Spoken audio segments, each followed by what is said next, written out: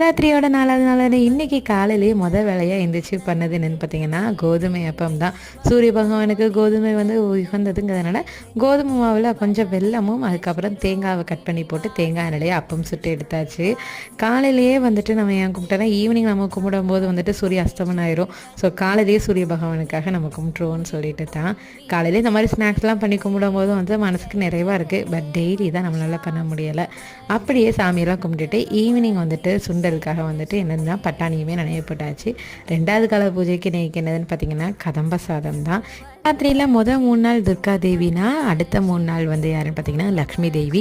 So Lakshmi தேவியோட வழிபாட்டுக்குரிய start ஆகிற நாள் இன்றைக்கி தான். இன்றைக்கி அம்பாளுடைய ரூபம் என்னென்னு கேட்டிங்கன்னா மாதா கூஷ்மாண்டா தேவி. வாங்க அவங்களுக்குள்ள மந்திரம் பார்க்கலாம். சூரா சம்பூர்ண கலசம் ருதிராப்துல மேவச்ச ததானா ஹஸ்த பத்யாவாம் கூஷ்மாண்ட சுபதாஸ்துமே. இப்படி சொல்லி நம்ம வழிபடும் போது வறுமை நீங்கி வளம் பெருகும்.